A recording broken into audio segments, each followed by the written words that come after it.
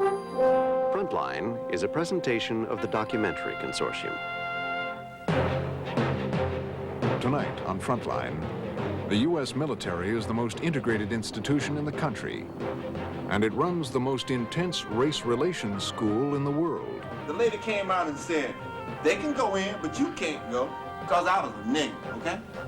Correspondent David Maraniss tracks the students through a 16-week course as they confront each other with their racial anger and frustration. And we always go back to the past. What happened in the past? This happened back then. This happened back then. It's not what's happening today. It's time to change. He's sitting here like he don't know that all this is going on in the world, and I don't understand that. All you got to do is look. It's there. It's happening. Look at the whole big picture. And if you can't see it, then you blind. Hold on a second. Tonight, a powerful journey across America's racial divide. The color of your skin.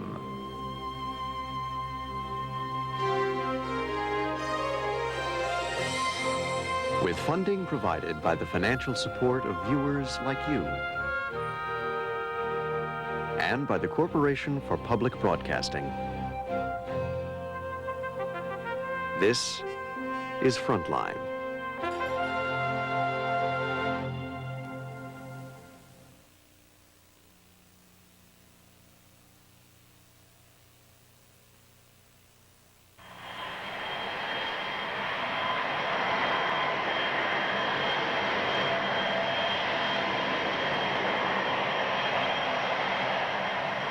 Patrick Air Force Base, Florida. It is January 16th, 1991, just hours before U.S. forces will launch the air war against Iraq. You're going to be going through some experiences that you probably have never gone through before in your life. I want you to take some risk. This is the environment for it. Don't stop along the journey or take too long of a rest. Take the journey seriously. You're going to be asked time and time again, how do you feel? If you answer back, I feel nothing, you're dead. This afternoon... As the military gears up for battle half a world away, these troops embark on another mission. It will take them across the dangerous psychological terrain of their own fear and prejudice.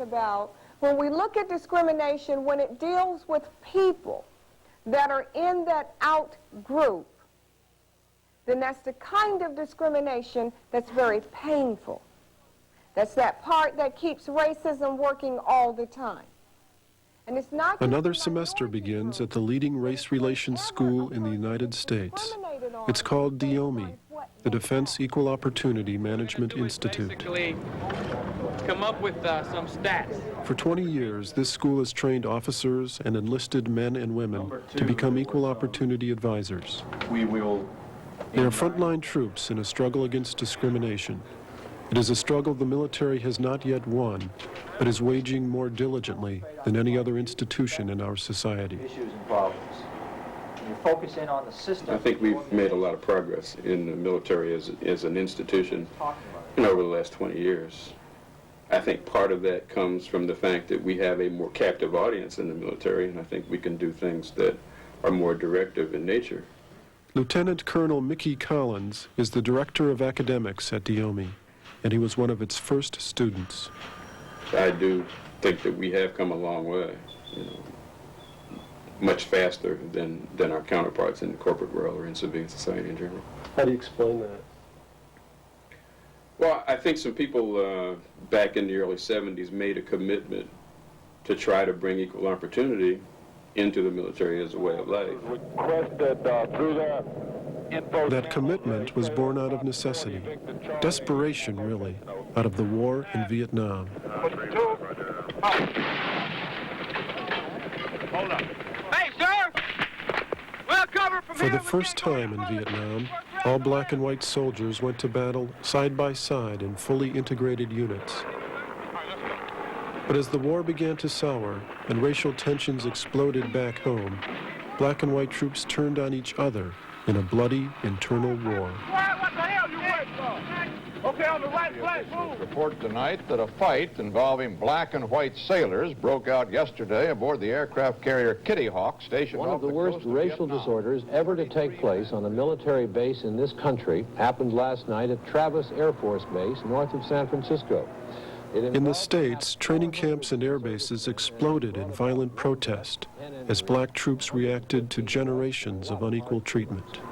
Racism and favoritism, and the base commanders here, the base commanders everywhere, they don't compromise. They don't want to hear our gripes because they got dogs and M16s and fire engines to come down here on us.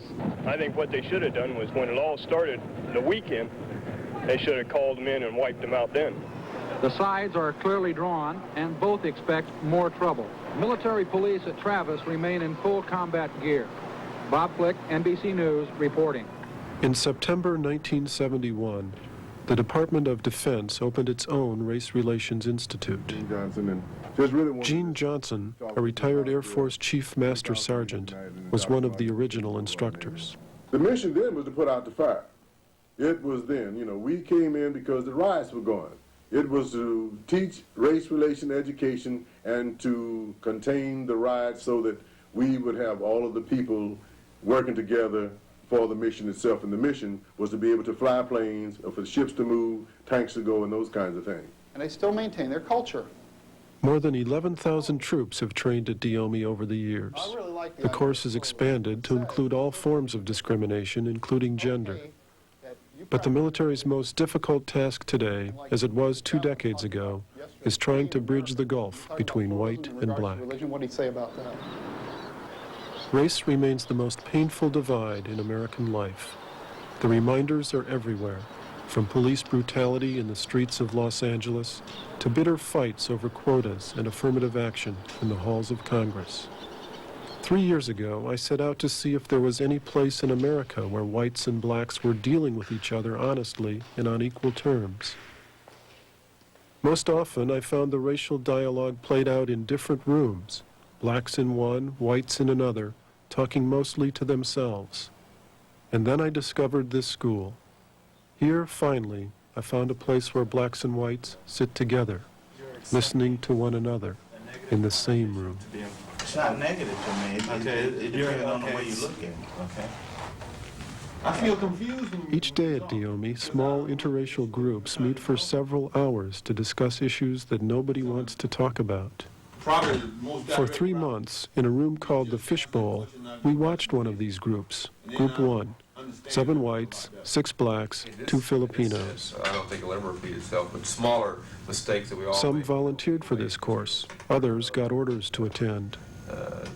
Let everybody know. With the exception of the white upper middle class, a rare species in the volunteer force, Group 1 represents many of the voices of America in black and white, from Chicago to Utah to Alabama. I kind of got angry because I can't really trace mine all the way back as far as you can. I feel the pride because of it. One of the things that I thought once they said that was, after society was started to change and during the Reconstruction period, how many of the families decided to leave what was considered the country now and migrate back to where they thought their possible origins were from. So what you were saying is, you think your feeling is that they should have went back to Africa? No, I just was curious as to what the percentages were that decided, well, now we can do what we want to do, and would I want to be back with my original culture? If right now, say if I decided to go back to Africa and try to find somebody, how would I do it? I guess I come from Europe, but that's never been important to me. I'm American. That's the only thing that's ever been important to me. Maybe I can't. I can't identify with what he's saying at all. Sergeant Smith, I just wondered if part of the reason you can't relate to that is because you've never experienced what a lot of other people have. You being a white person, you've never been oppressed, and you've never gone through any of this. Could that be part of the reason why you can't relate to it? I can understand it, but I can't identify with it. To me, it's not important where I came from. Naturally, I don't agree with slavery, and I can't say that I had my hand in the cookie jar. I didn't have anything to do with that back then. I have to live with the way society is now. Trainers lead the discussions and daily exercises inside the fishbowl. Other DEOMIE officials monitor the action from a lab room behind a two-way mirror. The group sessions seem like vital extemporaneous plays, yet they are carefully directed to balance confrontation with understanding. The small group is kind of the cement, I think, to what we do. You know, we can put them in the auditorium and give them all the academic, all the book knowledge in the world. But I think if we don't give them an atmosphere where they can process all of that information and share their own experiences and their own ideas and their own feelings, I think we'd be wasting our time. Sunday, I was out washing my car and I was waxing a 65-year-old retired Air Force guy, 26 years in the Air Force, came up to me and said, started talking to me at random. Normally I wouldn't talk to him, but he called me colored. Army Sergeant Eugene Bickley emerges early as the most forceful member of Group 1. Racism is not a new subject for him. He learned his first lessons 30 years ago in Alabama. He said, well, I had one of my best friends was colored. I remember when I guess I was about 8 or 9, and I wanted to go to this carnival. My mother told me that you can't go to it, and I couldn't understand why. You know, at that time, I didn't know the difference between black and white. I thought everybody was the same. And it was really a shock to me when she said I can't go, and I want to know why. She said, well, you're black, and it's for whites. And, you know, like, I still didn't understand it, you know, like, she sat there and she tried to explain it to me. But as a kid, I wanted to go. I didn't understand there was no difference between black and white. I didn't know my skin color caused me not to be able to go someplace. And then you also know that black people were tagged with the slang name nigger. So if they were working like that... There are no taboo subjects for Group 1. Early on, they explore the ugly side of race and language. Anybody ever heard the term nigger rig? Mm-hmm. They do that on automobiles. I never heard it until I got to Hawaii. It was people out cutting grass, and then they came up in the company. This one dude said, well, we ought to nigger rig it, you know. But that was the first time I ever heard that. That's a real I heard jerry rigging, you know, but I never heard nigger rigging. That's real common.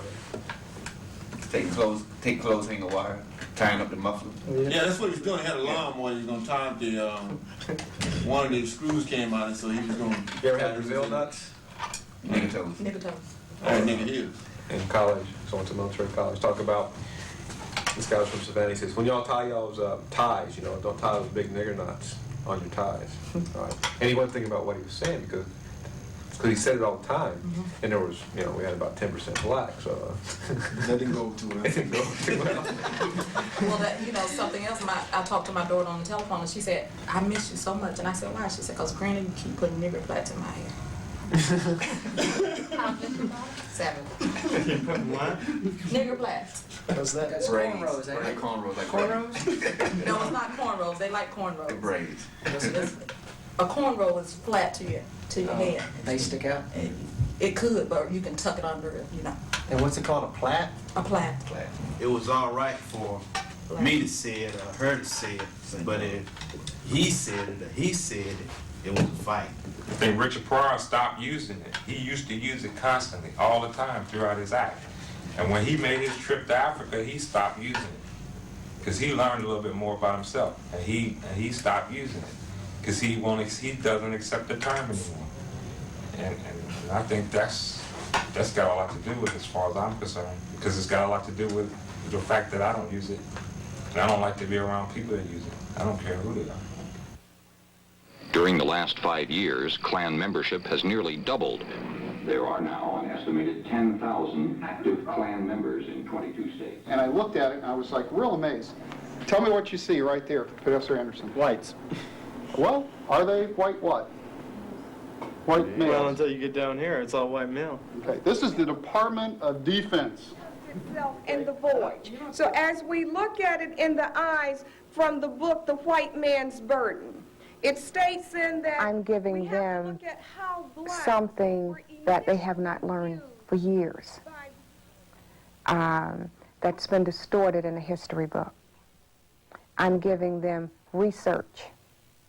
I'm now in an environment where they're forced to learn, where they're forced to hear. For non-whites to blend in. It's not always easy being a white male at DEOMIE. Day after day, you keep hearing that you're a member of the most powerful club in America. Way in which the white male club can resist change. I'm pretty much tired of hearing about the white male club. I had never heard of that term prior to coming to here. Sergeant Bob Hustleton joined the Army right out of high school. His roots are working class. Both his grandfathers bloodied their knuckles deep in the Pennsylvania coal mines. His motto, I don't owe anybody anything. It feels like because I am a member of, I guess, the Caucasian race, and for whatever reason, I'm being stereotyped as a member of the white male club, and for some odd reason, I have this power. What are you trying to get at? What he's saying is the majority sets the norm. He didn't say majority. But that's what he means. He said white society. He just said strictly society, and society is made up of all white. What is the majority, son? The majority set the rule. What is the majority in this country? Oh, no, tell me. White. White. And they're the only ones that have any say in society. Majority sets the rules. Well, that's your perception then. That's the way it is. What you're saying is you're talking for every white in the United States right now. No. That's what it sounds like. No. And no one else has a voice in it in society. That's what I'm understanding. I think you're taking it on an individual basis. No, I'm taking it as the white majority. I'm taking it as the white society. Yeah. I don't have any say in it. Am I part of white society? Yep. And I'm in the majority of the society. How come I don't have a say? You do have a say. Can you be labeled as black? I'm sitting in the same Can you be labeled as Hispanic? Can you be labeled as black? Can you actually go, if all five are there and we went someplace and we said we got 5 black guys here, right? Or 5 black people. No, naturally I can't say that I would be black when there's... So what would you be considered then? A white guy. As the debate unfolds, Sergeant Hustleton gives voice to the frustrations of many white males in the post-civil rights era. They say they're being stereotyped. They chafe at affirmative action and other social policies based on group rather than individual characteristics. For generations, white males used color to their benefit. Now, when they feel threatened, they argue the loudest for a colorblind society. It seems like to me that the perception right now is, take me for an example, I just happen to be white due to I had nothing to do with that fact. So I wake up in the morning and I go to the mirror and I look and I says, gee, it's going to be a nice white day because I'm in the white society and I'm a member of the white male club and we run the show, so what can I do to exert my power on everyone that is not white? So the white this, the white that. But then when we talk about whites, we're like, we don't even get tested on it because I guess the white society is not important to learn anything about, but the rest of the societies are. Don't even get tested on that. We don't spend a half day on learning about white culture because, what, we don't have a culture? But everyone else has a culture. So what's... I think you missed something. I thought it was understood that we live in the white culture. We do. Yeah. Everything that happens, everything that I do, everything that you do, everywhere you go, centers just around white culture. White society? I don't believe it. You think all blacks feel this way? I don't know. Are you going to tell all the blacks that when you leave here, what you learned? That they live in a white society? When a white person comes to you for an equal opportunity complaint, what's the first thing you can say? He's white society. Sorry about that. But if a minority comes in there as well, yeah, okay, sit down, have a seat, let me listen. It has to be something to do with a white. Is that what you're trying to say? That's what my perceptions are. That's what my perceptions are coming from this course. I didn't make a comment on it. I just, I saw, like, I've noticed this about you each time this comes up, You turn red, you normally withdraw. You say, I ain't got nothing to say. Yeah, if anything else coming. But at least this time you told me something besides nothing. It pisses me off. I feel that we've accomplished something today. Anytime the black and white subject comes up, I'm open, I'd say whatever I feel, But I don't think everybody's like that, and this is frustrating to me because I want to really know how people think about it, I want you to be straight up front, then I can deal with you better than I can if you're holding something back. From the first day, Sergeant Hustleton has been Group 1's most reluctant member. Race to him is not a social or institutional issue, but solely a personal one. He insists he's never had problems with blacks, so what's all the fuss about? I never was really given any specific guidance as to what to think about different races. I kind of like to make my own observations and determine what's good or bad in any situation. I've never had any problems with or considered myself being a racist. I pretty much get along with anyone. I don't know. The captain want to sing a song. I might sing a song.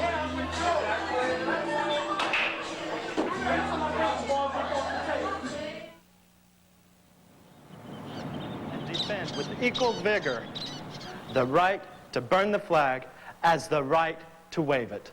If you want to prevent a flag from burning, do it with fire-retardant chemicals and not with restrictive legislation which limits our rights and freedoms. What's the controversy over? Petty Officer Kelly Anderson is the closest thing Group 1 has to a white liberal. Yes. Anderson joined the Navy 9 years ago to escape the coal mines of Huntington, Utah. He was the 15th of 18 children in a Mormon family. I have little patience with people who take for granted the Bill of Rights. Years ago, Anderson rejected Mormon doctrines that excluded and denigrated blacks. He's not always proud of the white male role in history. Typically, in history shows that it's been the white males that have been doing all the oppression, and it's their power and their prejudice that's the cause of the discrimination that's occurred. I'm sometimes ashamed of what the white man has done to the various groups. Feel good. Anderson tries to establish a rapport with black soldiers in Group 1, especially Sergeant Evelyn Johnson. Sergeant Johnson, an Army Court reporter from South Carolina, also grew up in a large family, one of 15 children. She's always felt the impact of the color of her skin, in the military and back home. When I was growing up, my sisters and brothers thought that I was treated special because I was light. And my parents, I had every other sister and brother, one's light and one's dark. And then just recently, one of them mentioned that, all the dark-skinned ones quit school and went back and finished, and all the light-skinned ones went straight through school. And it was kind of... When I first joined, I had a hard time adapting to the military because I felt like I was always being discriminated against. And people throughout my career said, you need to go to this school, you need this course, and you'll understand, it'll make you a better person. During an exercise in the first month, members of Group 1 choose the classmate they feel closest to. Anderson picks Johnson. Speak to me as an equal, and that makes me feel appreciated. I see her as a very strong source of information and support. We think a lot alike, an awful lot alike, and we see things most frequently the same. I feel closest to her. Johnson returns the compliment. I feel closest to you because you're easygoing and easy to talk to. I feel good when we hold conversations about anything.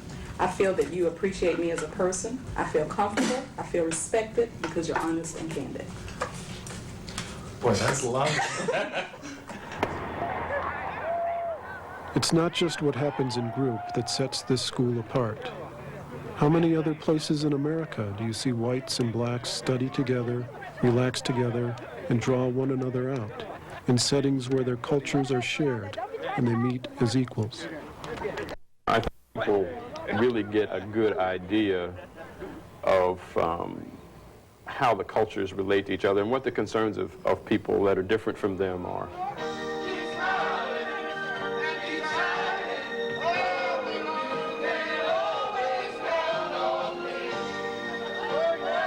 The more important things to me are those kind of informal social contacts where people can actually share.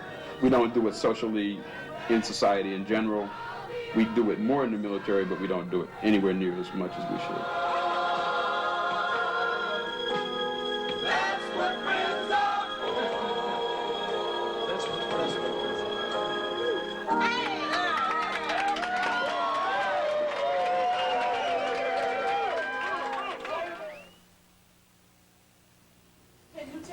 you have experience that blacks have done to whites. I know that there's certain places I can't go. Experience. Experience. There's places that I can't go. I know that for a fact. You experienced them? You went to those places and they told you, black told you, you can't come here? I knew better than go there. Oh, you heard? No, did anybody ever tell you that? I've been told, Sergeant, you can't come here because you're a nigga. Well, I was told. Straight up now. I was told in a club in the Caribbean. I was playing basketball. This was in high school. I was playing basketball. I went to Clanton, Alabama. The whole basketball team. The lady came out and said, they can go in, but you can't go. I had a white coach. She said, well, none of my team will go. But I was told, because I was a nigga, okay? And I can tell you right now in Coleman, Alabama, the same thing is still happening there. So I'm telling you from experience, this is stuff that happened to me. I'm not telling you nothing out of a book. Somebody else told me. Now you tell me your experiences that black has done to you. I don't have it. That's what By the 8th week, Group 1 is storming, releasing deeply embedded racial frustrations. The goal is to get it all out, one way or another.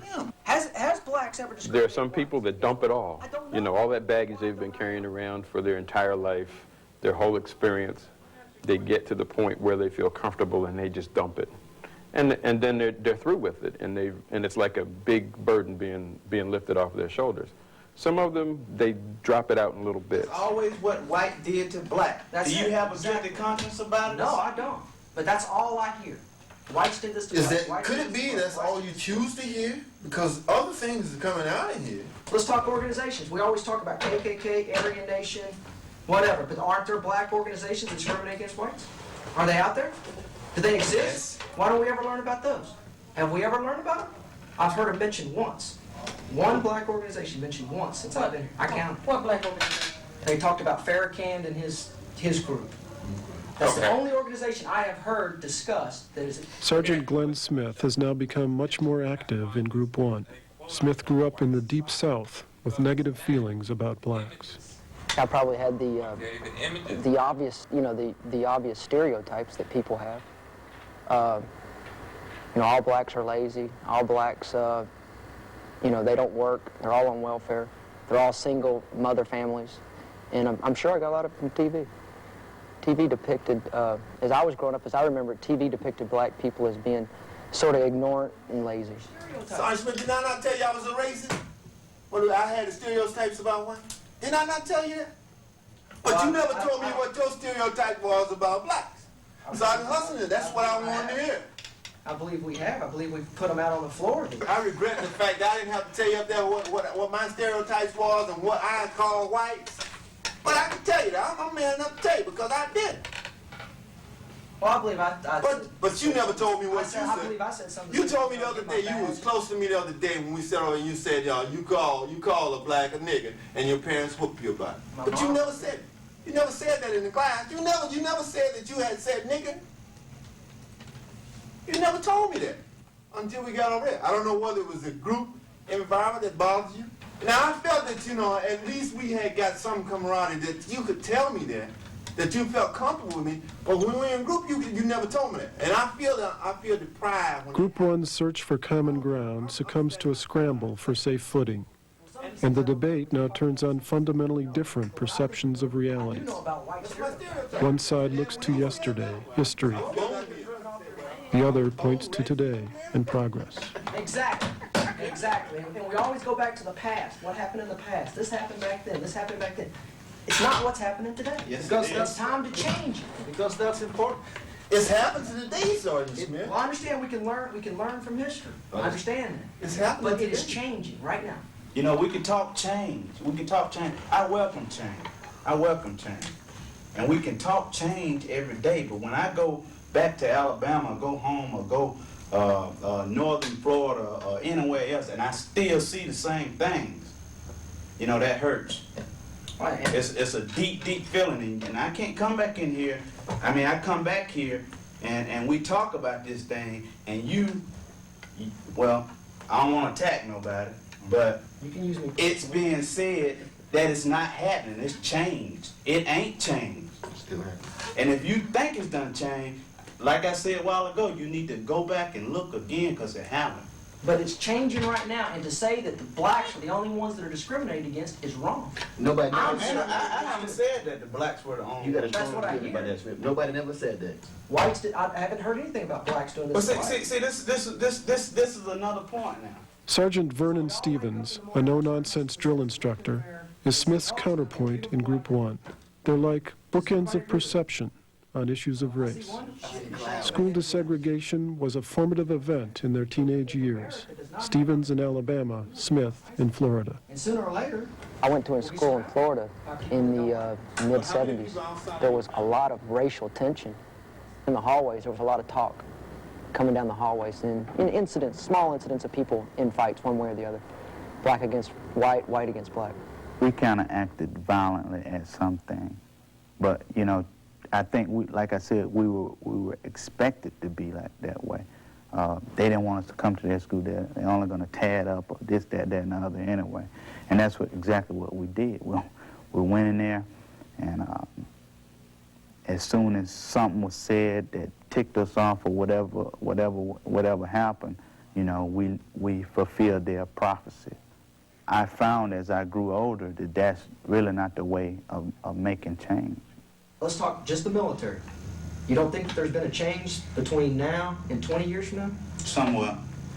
It's not as much as outspoken as it was then, like I said, more subtle. You could go into the bathroom. Well, they moved us in a brand new building in Vilsack, Germany. Our whole battalion was in a brand new building. It wasn't a week that went by that you couldn't go in not one latrine and see some kind of white racist graffiti on the wall. So that's telling me this is in Germany today. But could you go to your command? Today. In the 1970s, of course we went to our command. Black soldiers didn't even feel like they you know what we did? You know what we had to do? After we cleaned the wall, we had to put guards on the latrine. This is happening today. Reality, you know. And see, whose reality? Your reality or my reality? Life. I'm telling you what's happening. What happened to me? Now you're telling me that my reality is wrong because my reality is not yours. No, I didn't say that. I didn't say that your reality was wrong at all. I'm just saying, what I said, I'm giving you from experiences. My feeling that I'm getting from Sergeant Stevens is he's telling me that his reality is the only reality and that my reality is wrong. That what I'm saying, I am blind. That was the term that was used. You are blind if you can't see that. And to me, he's telling me, that tells me, you're wrong, I'm right. And I'm never going to tell Sergeant Stevens he's wrong. I believe what he says. Did I tell you you was wrong? You told me I was blind. What's the difference? I am telling you you're blind if you don't know that this is going on in the world. I don't see it the way you see it. I know what's going on, but I don't see it the way you see it. Well, you didn't say it. You didn't say it. Therefore, I'm blind. You didn't say yesterday you knew what was going on. I think there's a first. Throughout Group 1 storming, Petty Officer Anderson has tried to lend a voice of moderation to the debate. He doesn't want to be lumped with his frustrated white male classmates. I thought I was put in a very defensive position. Say what I mean. I thought racism was on a downturn, going away. And to think that that still exists and is that prevalent, it's kind of scary, but But on the day trainer Efren Al-Cairo turns the discussion to the relationship between blacks and white liberals, it's Anderson's turn on the hot seat. To me, the white liberals go either way. Now what I see is the white liberals going on whatever is beneficial to them. Is that If they get something out of it, Yeah, but the moment that things get, times get hard or something like that, they turn it back. Yeah. You know, that's ironic. I've heard that same thing about blacks. When times get hard, they turn it back? Oh, yeah. Blood's thicker than water. You ever heard that? I heard the same thing about white. Where did you hear it from? Well, you're bringing that out, and I'm like, that's exactly what I'm hearing. It's exactly the same thing, but... I don't know. I'm trying to get a definition. Somebody give me a definition of white liberal. Sergeant Johnson might have. I didn't have a definition of white liberal. I was just interested to know from Petty Officer Anderson. Today you say, I've heard that about blacks. And when we had the thing up on the board. Didn't say a word. Was there any particular reason that you didn't put that up there? Yeah, because it wasn't brought to my mind. Oh, okay. This right now just reminded me. Okay. You think you have advantage because you're white? Do I use an advantage? No. Do I have an advantage? I don't know. I'm being told that I am. But do you think you got an OS on your sleeve there? You think you got that because, you know?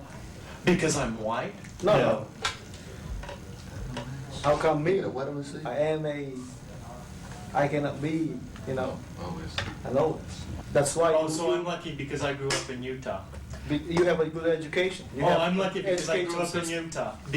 Because my ancestors were chased the hell out of Missouri. So I'm lucky? No, because now I have a good education. You have a better education than Sergeant. Yeah, I got a good education because this white society that you're telling me about chased my ancestors the hell out of Missouri and out of Illinois. So I got all right, in that case, I'm lucky. I got a good education. Do you think, my question is, do you think you have an advantage because of that? Getting a good education? Because I can thank the white society for chasing my ancestors out of Missouri, out to Utah, so that I could get a better education than Sergeant Gilbert. You over-exaggerate. But that's the point. Do I have an advantage? In my experience as a recruiter, I've seen a lot of minorities who cannot pass the test. Yeah, there is a possibility that I have some kind of advantage over, Thank you very much. over someone else, simply because... All the minority males are more or less laying a guilt trip on him, and he's falling for it. And, you know, I would think that because of his unique experience, because of his unique outlook, he would be able to deal with it on his own terms. But apparently, he's having a hard time doing that. One point that you're pushing to the side. Who's to say that if I were in the same situation, in the same school with Sergeant Gilbert, and I went down to the recruiting station and took that exam, who's to say I still wouldn't get a better score? But my question because is... I studied harder or whatever? No, that Sergeant Gilbert has a chance to go to your school. He was on the other side of town. Does he have a chance to go to your school? Bustin' didn't fix it. Where you came from? No, an individual going to the same school as, whether it be white, minority, whatever, two people going to the same school. One goes down there, takes the exam. Another one, you know, one scores higher, obviously that's going to happen. Who studied harder? Who knows how to study? That's right. Oh, but it's the same school. Oh, but it's the same education process. But it doesn't matter because you keep harping on your ancestors were pushed out of Missouri or wherever into Utah. My ancestors weren't even allowed to go to school. Wherever you went, Utah or Missouri, could you still not get an education? Yes. Because of your skin color. Did you not have an advantage? No, because, hold on a second. My ancestors set up their own school, so why didn't your ancestors set up the schools? It wasn't allowed. They weren't allowed to. Why? You weren't allowed to. Because this was about the same time, if I remember right, if my dates are about right. 1812.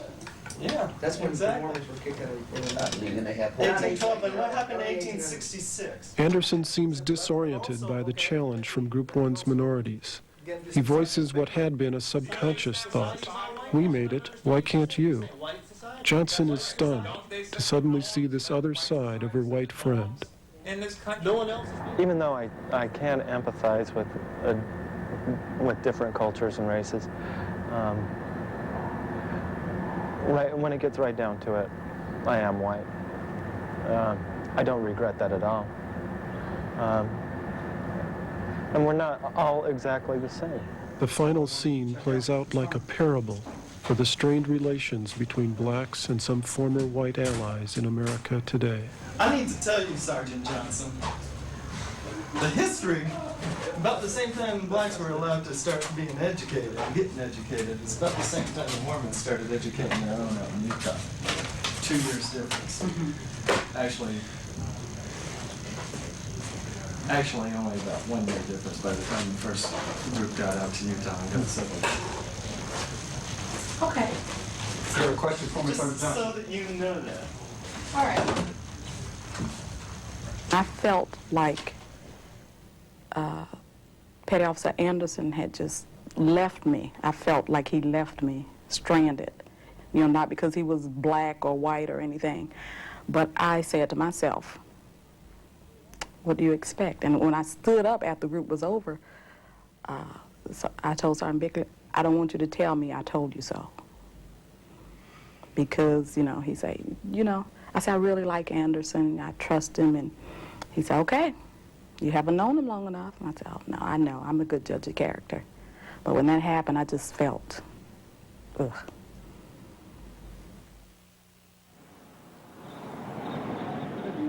A variety of jobs, I finally ended up working for Xerox Corporation, where I was placed in the personnel department, and I had responsibility for hiring. But what happened?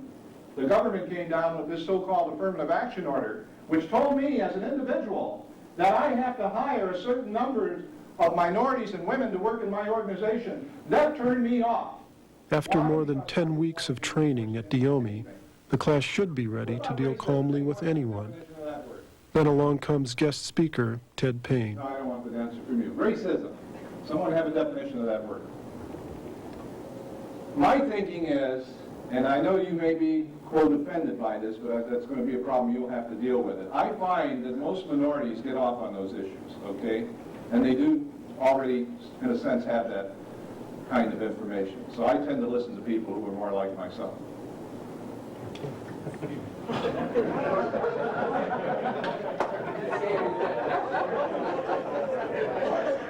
Now, wait a minute. That's an assumption. That is not racism. That is not racism. When you say something, you turn it against us. I don't necessarily turn it against you. My perception is my reality. Yeah, that's your reality. That's your perception, right? My reality or my perception. No matter But what see, you say. sometimes when you people get into that stuff, you act out a lot of that same behavior. Okay. All right? A lot of that same behavior, but you want to call us the racists. Or could you clarify what you meant by you people? If you have a problem with you people, you have the problem. But I used to be manipulated by that. See, I'm going to talk the way I talk. I don't want people telling me how I should talk. If you have a problem with you people, you have the problem. Yes. Payne presses all the buttons of intolerance, attacking affirmative action, belittling the role of women in the military, even challenging the manhood of reservists. Allow me to express myself. Go ahead. Last week, I buried reservists from the 14th Quartermaster. They were both men and women, and they were there defending your right to spill the bills you're pumping out here today. Are you saying my points of view, I have no right to them? No, sir. There's no validity to them? No, sir. I'm saying that there are others, and there's a whole world of people that There's a majority of share. people here that want to say what I want to say, but cannot say it because you see each other tomorrow. And I look at myself as a spokesperson for those who cannot speak out as openly as I can. You used the term, you people. They tell me that some men that join the Navy tend to have more female hormones than male hormones. The students constantly interrupt Payne's diatribe with passionate rebuttals, and finally drive him from the room. And you can bet that I'm going to the newspaper about this school because I think you create more conflict here than resolve conflict. You get out of here, when you leave this school, I guarantee you, you're going to run into people with the same views that he had. And I tell you what else he said. He did say one thing that I thought was true.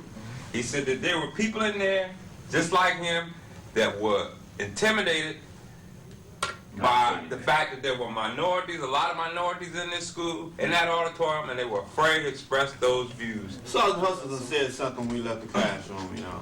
He said, that's my kind of guy. Okay, and your perception was that that's how I really All I felt. could go on what behavior you displayed. You said that was my kind of guy. I've got a method for my madness too. I was being facetious, right? And knew I would get a response from you exactly what you said. No, you didn't. Yes, I did. No, and you that's didn't. why I said it. That is exactly the reason That's I why said you it. attacking me right I'm now, not- Sergeant. I'm just making my point. That's exactly why I said it. You said it several times. And he said it to other people outside the group. So it was not for a reaction from Oh, yes, certain it people was. and myself. What about the people in the other group? Was it for the same reaction? I'm not even sitting in the group with them. They can confront me later But if they why got a would you pair. say it to them? They ain't got a pair. I ain't got no use for them. Why would you say it to them? So why you got to use Was it a for me? method? I mean, are you going to interact with them in group? It don't matter. Why did you say it to them? Because I felt like saying it. I wanted to see what kind of Were you reaction being I would get facetious from then? it. Do I have to explain? Do I have to explain to you? The man that was speaking had something to say, something that we've all heard before, and wasn't afraid because of whatever,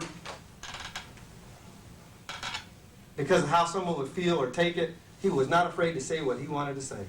And that's what I liked about how he was saying it. It might not have been what he was saying, but the guy had a pair of balls, and he wasn't afraid to stand up and talk the way that he wanted to.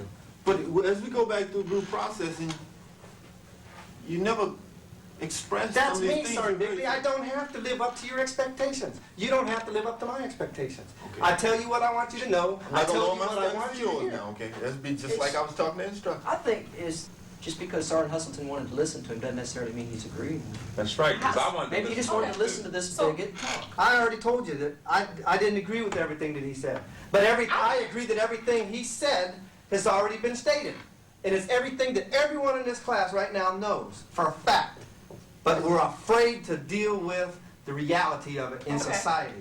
And that's why everyone that did get up and cried and said, "Oh, you're picking on me," and the little giggly laughs, Okay. that was overgeneralizing. They took it as personal attacks on them. And I wanted to find out what his madness to his methods were. Why did he say it? And I was deprived of that chance. And like I said, I didn't care if he's green, black, blue, purple. It don't matter. I feel hurt that you don't want to hear what I had to say. When did Because you you interrupted me when I was talking to you. And you got all, woo, woo. Yeah. I feel hurt now. I was expressing my point. But you want to hear what he had to say, but then still when we got in here, you want to hear what I had to say. The real him was coming out in that, He also said, was it true what he said? But he said he was just guiding people because he knew how people would react to it. But I don't think, you can always cover it up with that by saying that. But I kind of think the real Sergeant Hustle maybe was coming out then. All right, I'm back at your request. Reluctantly, a few hours later, they invite Payne back. But it is a beautiful thing to see people unite together to attack a common enemy. Now, that's not to say I didn't see some people say, aha, it's my kind of person. Finally got him here. He reveals that it was I think all a most of us do psychodrama, wanna get along an better. act, We're searching for ways and he has one more surprise in store for them. Maybe I better give you something to go back in your groups with. Let's see, what is your title? Chief Johnson. Chief Johnson, could you stand up here? What if Chief Johnson was brought in here this morning in my civilian clothes, and his name was Ted Payne now, and he got into his psychodrama talking about his experiences in the Ku Klux Klan? He wouldn't have the credibility, right? Why not? Because of his color. Oh, because of his color. You know what's interesting? I've been using my physical appearance as an educational tool, a psychological tool, to point out the myth of race and the impact of color in this society. Because under that myth called race, I'm classified as black, and I am black. Both of my parents are black. Both sets of my grandparents are black. I'm also married to a woman that is black. And I have 5 children of various shades and color. I was not left on the doorstep. I wasn't adopted, and the milkman didn't come in. Thank you. You can go into I don't even know how many people hear it when I say it. See, I never stood up and told the audience I'm white and I'm here to talk to you today. The whole audience made certain assumptions about me, see? Ted Payne is not his real name, but the rest is authentic. He is an African-American who looks white. My ethnic identity. These are his parents. This is his wife and the rest of his family.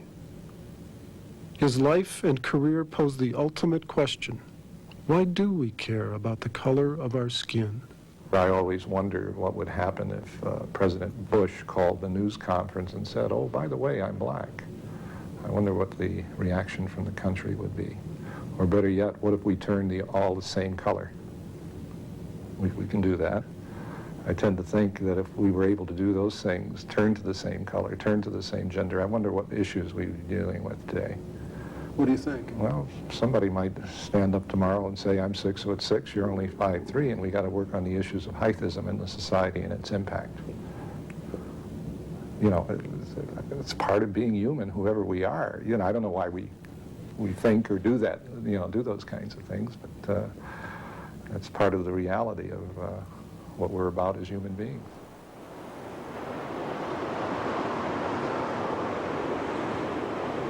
it's just been a hard subject for people to talk about, and it ain't been talked about a whole lot till now. I haven't seen it talked about that much until I got here, and I'm glad, you know, because I've learned a lot, and I'm sure a lot of other people learn a lot of things too. After 3 months, Group 1 gathers for the last time. We spent a lot of time together. They've met in this small room for a total of some 200 hours. Sir, thank you, sir. Did they learn anything? Sir Stevens, I want to thank you for showing me something that I didn't know. You know what I mean? I think I know more. I think I see more than I did 12 weeks ago. I don't know if I'm a different person, but I know I see more. I mean, just watching TV, you pick out things. A black man whose car had been stopped by Los Angeles police officers was in the street. That incident showed me that things are still going on. I was saying a lot of things, you know, it wasn't there, that there wasn't a problem there. And then I see things like that, and then I see that maybe there is a problem. Maybe things like that still do exist. Maybe sometime again we get to serve together here down at DEOMIE. I realize now, after the small group, what makes me tick, and am I racist or not, and my little idiosyncrasies I have against people and stuff, and how to control those. I also learn from other people, you know, some people have problems realizing what actually is going on and what has happened in the past. They think everything is hunky-dory, and it's really not that way. In the end, Sergeant Hustleton is still the enigma. Was Ted Payne really his kind of guy? He avoided our questions on that subject, but DEOMIE officials feel Hustleton did contribute by sharpening the debate. We get some people that say, well, you can't teach me anything. I'm not going to change. Nothing you're going to tell me is going to change my ideas or beliefs. I don't believe that. You know, I had that opinion when I came through here 19 years ago as a student. I thought I knew everything, and I learned a whole lot. For Sergeant Johnson and Petty Officer Anderson, it is a somber farewell. I really do value your opinion. At the expense of a friendship, Anderson discovered something about his deepest feelings. For me, there are certain prejudice that I have that I didn't realize that I had. And that, you know, that's not to say that's bad. It's because I really don't think that I've acted on this prejudice for the and caused discrimination, but at least now I know that it's there. Petty Officer Anderson? We've had a rocky road. Yeah, we have. When you read this letter, you'll see how I feel, but I learned a lot from you. Do you think he's a racist? Do I think he's a racist? Yes. There's a weary, almost empty feeling at the end. What happened here, when whites and blacks met in one room, was as tough as many battles, and just as important. The openness has got to come. I think all of the dialogue and all of the academic knowledge in the world is not going to take the place of that personal interaction that goes on between people that brings about a better understanding. Graduation day. These newly trained equal opportunity advisors will soon return to their units. Their instructors seem pleased with this first class of 1991. If I take anything away, it's a sense of satisfaction that we have prepared this group of folks to go out in the field and do a good job for commanders in ensuring that people are going to get fair and equitable treatment. One more question lingers at the end. Could the rest of society emulate this program? And should we? If we can do it within the military structure, then folks outside of the military structure can do it just as easily as we can. It's tough because people don't like to open up. You know, people don't like to deal with issues of prejudice and discrimination and racism and sexism because they're sensitive, emotion-packed, you know, kind of gut-wrenching issues. Petty Officer First Class. These issues cannot be resolved in a few months. Group 1 certainly didn't emerge as one big happy family. Their days together were as chilling as they were rewarding. United States Army Commandant. But that's not the point. The point is that here, in a rare instance, people are trying to deal openly with a subject that most of us, at great cost, avoid. United States Army. Even if you change a racist one thought, one of his stereotypes, it's better than not changing any at all. Sergeant First Class Eugene Bickley, United States Army. It probably won't change in my lifetime, may not even change in my kids' lifetime, but eventually it has to change, because then we're headed for destruction. Racism is everywhere. Ladies and gentlemen, I present to you Class 91-1.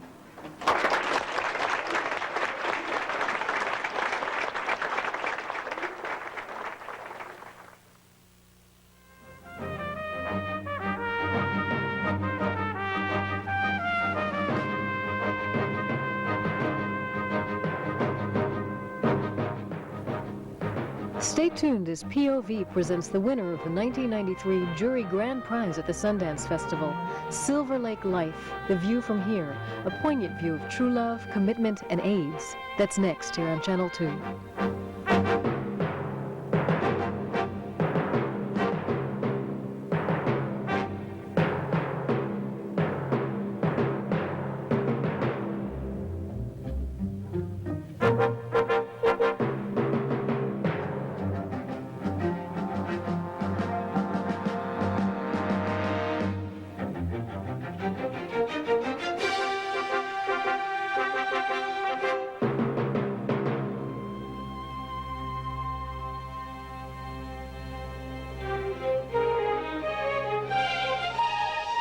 Funding for Frontline is provided by the financial support of viewers like you and by the Corporation for Public Broadcasting. Frontline is produced for the Documentary Consortium by WGBH Boston, which is solely responsible for its content.